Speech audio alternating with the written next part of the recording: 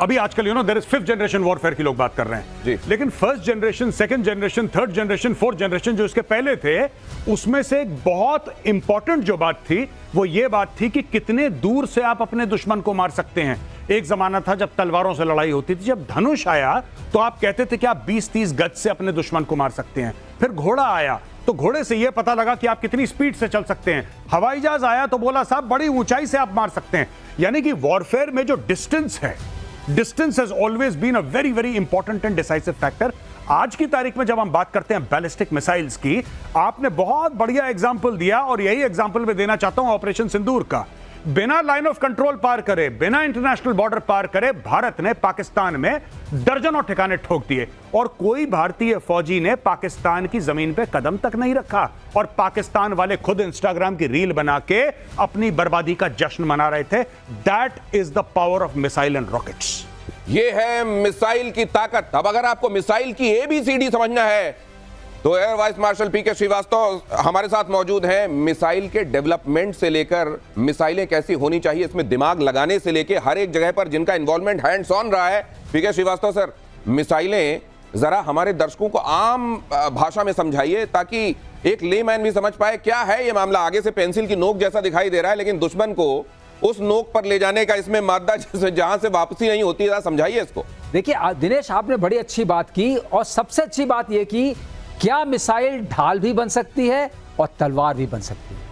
अब सवाल यह है कि जब ढाल और तलवार की लड़ाई हम सोचते हैं तो हमारे मन में एक आदमी का भी ख्याल आता है जिसका खून बहता है। तो मिसाइल की संरचना अब ऐसी की जा रही है, बिना ब्लड कॉस्ट के, बिना खून दिए आप लड़ाई जीत सकते हैं। ऑप सिंदूर में आपने उसका ट्रेलर देखा, अगर पूरा देखना चाहेंगे तो और भी भयानक होगा। इसका मतलब आपने इंटरनेशनल बाउंड्री नहीं क्रॉस की और कुछ नहीं किया फिर भी मार दिया। लेकिन अब सवाल उठता है ये पूरा तंत्र चलता कैसे है, क्योंकि हमें बाकी लड़ाइयां समझ में आती है, टैंक की लड़ाई समझ में आती है, आर्टिलरी की लड़ाई समझ में आती है, जहाजों की भी समझ में आती है, लेकिन इसमें क्या है, ऐसा कैसे हुआ कि इतना हमारे ऊपर हमले हुए। ये जब M फॉर मिसाइल अब होता जा रहा है सर, M फॉर मिसाइल, वैसे में ABCD समझा दीजिए जरा मिसाइलों की। हाँ। ये मिसाइलों की ABCD समझिए। मिसाइलें मुख्य तौर पर कितनी तरह की होती हैं ये जरा देखिए। देखिए मिसाइल जो है अगर आप उसको दो तरह से समझिए। एक मिसाइल होती है जो आप पर आके अटैक करती है, टारगेट्स को डिस्ट्रॉय करती है, नष्ट करती है, उसमें हम रेंज से ज्यादा। ये आपने उड़ा लूप जिसकी बात की है, ये देखा समझा सोचा मारा, ये आपके सामने प्ले हो रहा, जरा समझा दीजिए। Very good. सो ये लूप ही हमारी लड़ाई का सबसे बड़ा लूप है। हमने देखा, देखने के लिए हमें कुछ चाहिए, रेडार्स हैं हमारे पास, दूर दूर तक देखने वाले रेडार्स हैं हमारे पास। ऐसे रेडार्स हैं जो 1500 किलोमीटर दूर भी देख सकते हैं। आपने देखा तो अब आपको समझना पड़ेगा कि ये जो देखा है उसमें है कौन, क्योंकि पूरे वातावरण में बहुत सारे जहाज चल रहे होंगे, बहुत सारी मिसाइल्स होंगी, बहुत सारे ड्रोन्स होंगे। तो अब आप समझेंगे उसको कॉन्टेक्स्ट में कि हमारा दोस्त है कि दुश्मन।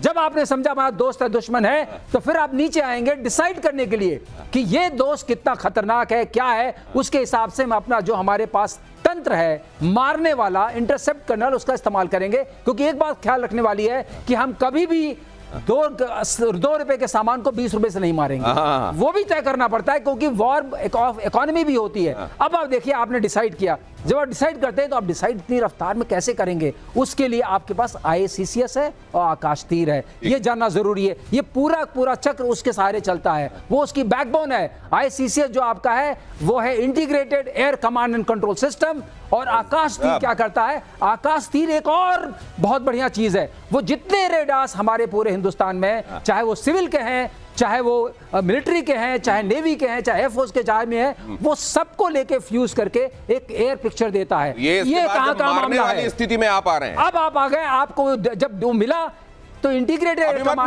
मत मारिएगा, रुकिए जरा। अभी मारने से पहले जरा कैप्टन श्याम के पास जाता हूं मैं। अभी मारा नहीं है हमने, लेकिन भाई साहब ये जो अब जो स्थिति होती जा रही है, आप समझिए, आपको करीब नहीं जाना है, दूर से ही खेल कर देना है, और उसमें मिसाइल का कोई सानी नहीं है। वैसे कहते ये हैं गौरव आर्य सर कि पाकिस्तान में बात चल रही थी मिसाइलों, कहते हैं कि अब वो ICBM बनाने में लगा हुआ है जी। अमेरिका इस बात को लेकर बड़ा थ्रेटन महसूस कर रहा है, उस पर हम आगे बात करेंगे। लेकिन मैंने सुना है कि वहां ये बात हो रही थी कि अब मुनीर जो हैं वो एक तरीके तो डिफैक्टो वहां के सर्वे सर्वा हैं। उन्होंने सोचा कि अब मैं अपने अंदर किस तरीके से वो पॉलिटिशियंस वाली बातें भी ले आऊं। तो किसी ने समझाया साहब पॉलिटिक्स में मसाइल बड़े होते हैं, मिसाइल जो अगर आपके पास जिंदा रखेंगे आपकी पॉलिटिक्स जिंदा होगी। उन्होंने कहा ठीक है इस बार आईसीबीएम बनाएंगे, वो उनकी मिसाइल वहां से मिसाइल पे आ गई। ये जरा देखिए डबल गेम में फंस गया पाकिस्तान। चीन की पाकिस्तान को सीधी धमकी है, खबर देखिए जरा, इसके बाद एनालाइज करते हैं। अपना एयरबेस इस्तेमाल करने से रोको, नहीं रोका तो होगा बुरा अंजाम, चीन ने कहा। ये देख लीजिए जरा आप, चीन और अब ये वही सौतन जहां होती है ना,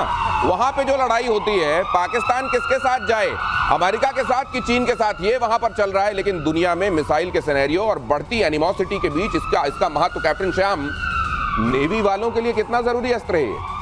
बहुत जरूरी अस्त्र है। देखिए दिनेश जी, सबसे पहले तो मैं बताऊं, सरप्राइज और जो है ना मैन्यूवर करना, ये सबसे बड़ा शक्ति होता है डिफेंस का नेवी के लिए। और इसमें सबसे ज्यादा जरूरी है दूर से रहना और दूर ही रहना, और दूर से जितना मार देना वो इतना आसान हो। तो आप अभी जो आप दिखा रहे थे, देखो समझो सोचो मारो, तो इसमें हम इसको किल चेन कहते हैं। और किल चेन में नेवी अपने हिसाब से ही काम करती है, जैसे वो बता रहे थे। मैंने कहा आपको कि आपने देखा, फिर उसको इंटीग्रेट किया। आप आर्मी वाले लोग हैं सर, मैं एक चीज जानना चाहता हूं, अगर आम किसी से झगड़ा हो जाए, देखो सोचो समझो मारो, अगर ये लूप हम अपनाएंगे तब तक तो बड़ी देर हो जाएगी सर। ये बड़ी जल्दी से होता है क्या वहां? इतना जल्दी होता है कि आपको सेकंड्स ना लगे, सब कुछ ऑटोमेटिक है। देखिए फायर कंट्रोल रडार्स हैं, सर्च रडार है, सर्विलेंस रडार है। फायर कंट्रोल रडार को उन्होंने दिया, कौन सा वेपन इसको यूज करेगा उन्होंने देखा। एक देखिए, मैं एक काल के हिसाब से समझाता हूं। 600 किलोमीटर हमने देखा, 3 बड़े बड़े ऑब्जेक्ट आ रहे हैं 300 किलोमीटर, 200 किलोमीटर। अब उन्होंने देखा नहीं मुझे इसको लेना है, नहीं लेना, ये ड्रोन है, छोड़ दो, आने दो, क्लोज इन वेपन से मारेंगे, इसको बंदूक से मार देंगे। क्यों बेकार करें अपना आकाश, क्यों बेकार करें अपना उसके ऊपर ये बराक मिसाइल। तो ये सब भी वो डिसाइड कर लेता है, कैसे किसको मारना है, कितने दूर। स्वैम्पिंग कर रहे हैं वो, 50 टारगेट आ रहे हैं, आपके रडार को सप्रेस कर रहे हैं। सर आप बता रहे हैं और मुझे रोमांच हो रहा है कि इतनी सारी चीजें आ रही हैं और उनमें से आपको डिसाइड करना है कि किसके लिए कौन सा अस्त्र चलाना है। वैसे इसको अब इंटीग्रेट कर दिया गया है। लेकिन गौरव आर्य, ये जब अब समझा जा रहा है मेजर साहब, अमेरिका तक ये कह रहा है कि मेरे को फाइटर नहीं चाहिए जी, क्या रिप्लेस किया जा सकता है फाइटर जेट्स को मिसाइल से? नहीं, मुझे नहीं लगता कि रिप्लेसमेंट हो सकता है। लेकिन ये बात हाल फिलहाल में ही एलोन मस्क ने छेड़ी थी और बोला था कि F-35 जो फाइटर है, जो कि इतना महंगा प्रोग्राम है, इतना ज्यादा महंगा प्रोग्राम है, एक तो भारत में रुका हुआ है पिछले पता नहीं 8-10 दिन से, वो ले नहीं जा पा रहे, उसको रिपेयर नहीं कर पा रहे यूके वाले। तो एनीवे, इसने बोला था कि F-35 जो फाइटर प्रोग्राम है इसको जंक करो, हमें ये नहीं चाहिए और इसके एवज में हमें चाहिए ड्रोन, हमें चाहिए। बेसिकली उसने ड्रोन की बात करी थी। अब इसमें मिसाइल भी आ गया। यही बात डोनाल्ड ट्रंप ने रिपीट करी है और डोनाल्ड ट्रंप ने यह बोला है कि साहब 850 अरब का आपका एनुअल बजट है, 850 अरब का। उस 850 अरब का क्या कर रहे हो?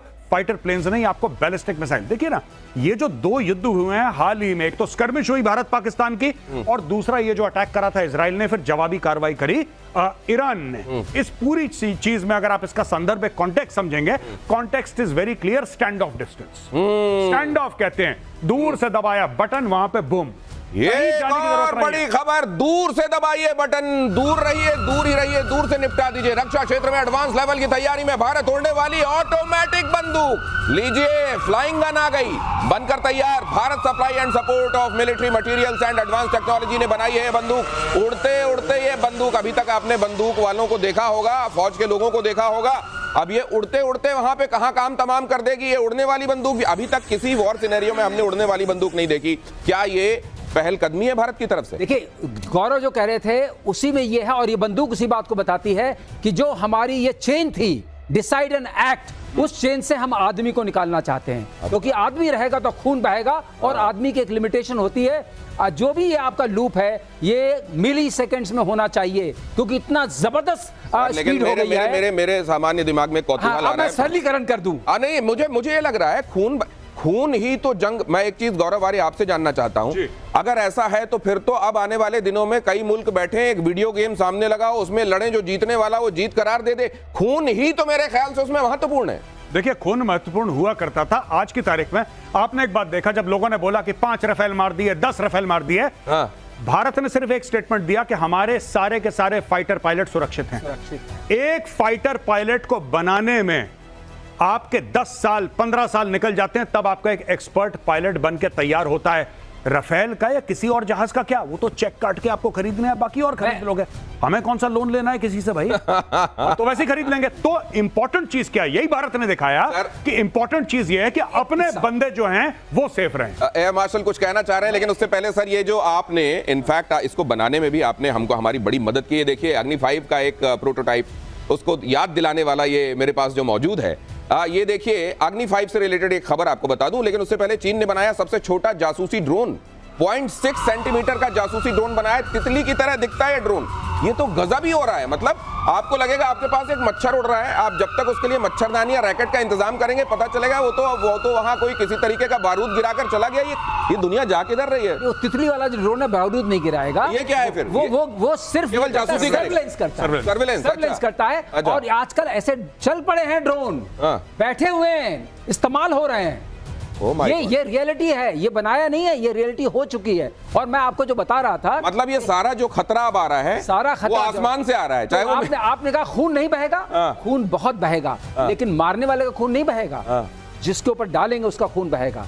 खून गाजा में बहा कि नहीं बहा, ऊपर से गिरा, ईरान में बहा कि नहीं बहा, क्योंकि वर्चस्व था। लेकिन एक चीज बताना चाहूंगा जो बहुत जरूरी दर्शकों को, एआई का क्या महत्व है इस पूरे चेन में। एक F-16 जो है टॉप गन उड़ा रहा था, एक्सपेरिमेंट मैंने खुद देखा है ऑन ऑफ कोर्स स्क्रीन, और दूसरा एआई उड़ा रहा था। एआई ने पहले वाले 5 सेकंड में ही ये डरपा ने एक्सपेरिमेंट किया था, जो वहां की डिफेंस रिसर्च ऑर्गेनाइजेशन है यूएस की, उसको टॉप गन को 10 बार मार दिया। Oh my God. तो इतनी स्पीड है, जो ऊडा लूप है वो कितना फास्ट आप करते हैं, तेजी से। जैसे इन्होंने कहा था, अभी गौरव कह रहे थे, अगर आपकी स्पीड मिली सेकेंड्स में है तो human being can not do anything. इसीलिए बात उठ रही है, क्या एल्गोरिथम को हम डिसाइड करने दें कि मारो, किल बटन कौन प्रेस करेगा? किल बटन मशीन प्रेस करेगी या इंसान प्रेस करेगा? एक्सपर्ट प्रेस करेंगे या ये मशीन खुद प्रेस कर लेगी और इस तरीके के एल्गोरिदम उसमें फिट हो जाएंगे। अब ये जरा अग्नि के संदर्भ में हम चर्चा कर रहे हैं, अग्नि के बारे में जानकारी भी सामने फ्लैश हो रही है। अग्नि, आज ब्रह्मोस की चर्चा चारों तरफ है, हर एक मिसाइल का अपना महत्व है, जरा इसके बारे में समझते हैं गौरव आर्य जी। देखिए, ये जो शुरू में अग्नि 1 अग्नि 2 बना, अब तो अग्नि 5 आ चुकी है जी, राइट। एंड अग्नि 5 अग्नि प्राइम की हम लोग बात कर रहे हैं। So that is typically an intercontinental ballistic missile. Bharat ने बोला कि 5000 किलोमीटर से थोड़ा सा ज्यादा रेंज है। चाइना ने इमीडिएटली ग्लोबल टाइम्स में एक आर्टिकल निकाला, बोला भारत झूठ बोल रहा है, ये 8 से लेकर 13,000 किलोमीटर के रेंज वाला है, भारत ने इसको कम करके बोला है। ये चाइना का ऑन रिकॉर्ड है अग्नि को लेके। चाइना के एक कोने को टारगेट रखने की क्षमता रखता है अग्नि 5, इसलिए चाइना परेशान है। और चाइना ने दुनिया भर के सामने बोल दिया कि भारत ने बोला था ना 5000 किलोमीटर का अग्नि, साफ झूठ, हो ही नहीं सकता। कह रहा है 8 से लेकर 13 के बीच में मारता है। ये अग्नि 5 की स्टोरी है साहब। अब अगर ये इस तरीके से हम मिसाइलों के मामले में आत्मनिर्भर होते जा रहे हैं, कैप्टन श्याम, ये कितना बड़ा कॉन्फिडेंस देता है पूरी की पूरी हमारी मशीनरी को? बहुत ज्यादा कॉन्फिडेंस देता है, इसलिए कि देखिए हमें बहुत जरूरत है, सरफेस टू सरफेस मिसाइल हो या एयर टू सरफेस मिसाइल हो या कहते हैं कि हेलीकॉप्टर से लॉन्च हो रहा हो, फाइटर से लॉन्च हो रहा हो, हमें वो सब मिसाइल चाहिए जो हमें दूर रख के अपने को सुरक्षित रहते हुए। आप नेवी के लिए हेलीकॉप्टर से ही लॉन्च किया करते रहे हैं ना? बिल्कुल, देखिए नेवी के हेलीकॉप्टर्स जो भी हैं, हमारे पास पहले जो हमारे एयरक्राफ्ट थे IL-76 जो मैरीटाइम पेट्रोल एयरक्राफ्ट होते हैं, ये फोर्स मल्टीप्लायर होते हैं। एक एयरक्राफ्ट अगर पूरा उड़ता है तो मैरीटाइम डोमेन अवेयरनेस पूरा Arabian Sea, Bay of Bengal का लेके वॉर रूम को देता है। हमारी नजर सारे चोक पॉइंट्स पे रहती है, चाहे वो बाबा अलमंडेब हो, सुनराय हो स्टेट हो या मलक्का स्टेट हो, कौन सा शिप किधर है, और गुड़गांव के फ्यूजन सेंटर में सबका पूरा कोऑर्डिनेशन होता है। जब जरूरत होगी तो हमें पता लगेगा ट्रैफिक किधर है, सी लेंस ऑफ कम्युनिकेशन कहां है। और इसलिए हमें डॉर्नियर, हमें P-8I जो अभी एयरक्राफ्ट आर्कोनम में है, और हम और भी ले रहे हैं अमेरिकन एयरक्राफ्ट, ये बोइंग का बना हुआ, और उसके पहले हमारे पास Tu-142 थे जो रशियन एयरक्राफ्ट थे। ये सब हमारे स्ट्रेटेजिक एयरक्राफ्ट हैं। ये इनकी रेंज समझिए कि एक बार उड़ता है तो 12 घंटे के बाद वापस आता है। तो सर, ये जो अभी हम बात कर रहे हैं मिसाइलों में आपने जो बताया, इसको अगर मेन इसका क्लासिफिकेशन करें तो क्या ये क्रूज और बैलिस्टिक तौर पर देखी जाएगी? एब्सोल्युटली। क्या नॉलेज है आपकी, अरे मान आप लोगों से बात कर करके। क्रूज है, क्रूज में सबसे बड़ी बात यह है कि क्रूज की हम सब सोनिक जाते थे, अगर हम सुपर सोनिक या हाइपरसोनिक जाना चाहते हैं तो हमें इंजन की जरूरत पड़ती है। एक रैम इंजन कहलाता है, दूसरा स्क्रैम इंजन कहलाता है। और आपको जान के खुशी होगी कि DRDO ने स्क्रैम इंजन को भी। ये रैम और स्क्रैम क्या है सर? रैम ये होता है कि जो आप एयर लेते हैं अंदर कोई टरबाइन ब्लेड्स नहीं है, अच्छा। एयर को ही कंप्रेस करके कंबस्ट करके वो निकालता है, उसी अच्छा। से थ्रस्ट मिलता है। ओके। इसका मतलब एक बार आपने लॉन्च कर दिया, बूस्टर लगा दिया, अब वो जो रैम इंजन है वो चलता रहेगा ओके। और उसको ले आता रहेगा। लेकिन स्क्रैम टेक्नोलॉजी मास्टर करना अपने आप में बहुत बड़ी बात है, उससे हाइपरसोनिक मिसाइल जाती है। ये बड़ा खतरनाक वाला, ये देखिए टेक्निकलिटी, ये दुश्मन का रैम नाम सत्य कर देने वाले ये बिल्कुल खतरनाक भाई। विश्लेषण। ये देखिए जरा, चीन ने बनाई एक और बड़ी एटमी मिसाइल, हिरोशिमा बॉम्ब से 200 गुना ताकत वाली मिसाइल DF-5B परमाणु मिसाइल की रेंज 1200 किलोमीटर, अमेरिका और यूरोप पर हमला करने में सक्षम। मुझे याद आ रहा है मेजर गौरव आर्य जी। कि कुछ दिनों पहले अभी जब चाइना, ये इजराइल और ईरान आमने सामने थे, किसी ने वहां पर जो रिफाइनरी में इस्तेमाल करने वाली मशीन है उसको डाल दिया सोशल मीडिया में, कहा ये देखिए खतरनाक वाली मिसाइल ये है ईरान के पास, इसका मतलब क्या है, कुछ भी जो मिसाइल जैसा दिखने वाला हो, कम से कम डोंग फैंग में जब मैं देखता हूं ना, बड़ा बड़ा लदा हुआ है गाड़ियों में, तो मेरे को लगता है कहीं खोल भर बाहर तो नहीं निकाल दिया जाता है दिखाने के लिए। नहीं,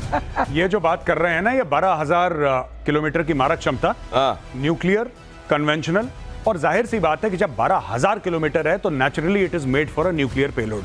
पहली बात यह है कि जो उसका जो वॉरहेड है वो न्यूक्लियर ही मान के चलते हैं, ऑल्टरनेटिवली आप दूसरा भी कर सकते हैं, कन्वेंशनल। अब इससे सबसे ज्यादा परेशानी किसको होगी? जाहिर सी बात है, एक तो कॉन्टिनेंटल यूरोप को होगी और जाहिर सी बात है अमेरिका को होगी। चाइना के एनिमीज कौन हैं? अब एक बात आप ध्यान रखिएगा, ये जो मिसाइल की बात कर रहे हैं इसके पीछे की कहानी ये है कि चाहे वो जर्मनी हो, चाहे वो इटली हो, चाहे वो यूके हो, चाहे वो फ्रांस हो, सबके नेशनल सिक्योरिटी एस्टेब्लिशमेंट ने ये बोला है कि आपका प्राइमरी थ्रेट चाइना है। आपका प्राइमरी थ्रेट, चाहे रूस बगल में है, चाहे रूस ने ईस्टर्न यूरोप में तांडव मचा दिया, लेकिन आपका प्राइमरी थ्रेट चाइना है। चाइना ठोकेगा, चाइना से बचो। तो ये जो बीच में बात नहीं हुई थी कि नेटो, अभी कल की तो बात है कि नेटो ने बोला है कि साहब 5% ऑफ जीडीपी हम अपना बजट करेंगे, ये वही स्टोरी है। अच्छा, नहीं, लेकिन एक बात बताइए जी, रशिया भी चाइना से मुझको लगता है ठीक है, फिलहाल सर्कमस्टेंशियल फ्रेंडशिप जिसको कहते हैं जी, लेकिन मेरे को लगता है जिस तरीके से वो कहता है व्लादिवोस्तोक तो हमारा ही हिस्सा था, चाइना उसको भी नहीं छोड़ता। रशिया इस बात को समझता होगा। देखिए साहब, व्लादिवोस्तोक हमारा नहीं है, चाइना की जो चाइना ने साइबेरिया में लाखों एकड़ जमीन घेर ली है रशिया की, और अपने किसानों को पट्टे पे दे दी, बोला बेटा यहाँ पे तुम गाजर मूली उगाओ। ये चाइना कर रहा है आज की तारीख में। थ्रेट पूरी दुनिया के लिए सबसे बड़ा चाइना, और उसके पास ये बड़ी बड़ी मिसाइलें ट्रकों में लाद कर उसका जो डिस्प्ले किया जाता है, इस डिस्प्ले को क्यों, ये दुनिया के सामने डिस्प्ले क्यों किया जाता है? क्या ये भी एक तरीके का लोगों को धमकाने वाला मामला होता है? देखो मेरे पास ये है, लेकिन उससे पहले जरा आइए ब्रह्मोस की तरफ ले चलें। पाकिस्तान कांप रहा है इस नाम से, आप ब्रह्मोस कर दीजिए, नींद से चौंक के जाग जाते हैं, वो ये हाल है। ब्रह्मोस की तरफ ले चलता हूं आपको, इसकी खासियत जरा समझते हैं। मार्शल पीके श्रीवास्तव, ये ब्रह्मोस क्यों इतनी खास और खतरनाक है? देखिए, ब्रह्मोस खास और खतरनाक इसलिए है कि आप इसको पकड़ नहीं सकते हैं रडार पे। आपने उसका प्रत्यक्षम किम प्रमाणम अगर मैं बोलना चाहूं, उसका आपने हाल देख लिया, जैसा कि हमने उनके एयर बेसेस को नष्ट किया, सारे एयरफील्ड्स को, जो चुने टारगेट्स थे। और दूसरी चीज ये है कि ये क्रूज मिसाइल है, टेरेन हगिंग है, उसलिए नहीं पकड़ पाते हैं। अच्छा। और तीसरा ये है, इसमें अभी हमने जो मॉडर्न वर्जन्स बनाने शुरू किए हैं, उसमें हमने कंपोजिट मटेरियल यूज करना भी शुरू किया है, जो रेडार को रिफ्लेक्ट नहीं करता है। तो और ये आपके एकदम करीब यही। और तीसरी बात, जब ये नीचे आता है मारने के लिए टारगेट को, तो फिर ये ऐसे एस बनाता है, और जिस स्पीड पर बना रहा है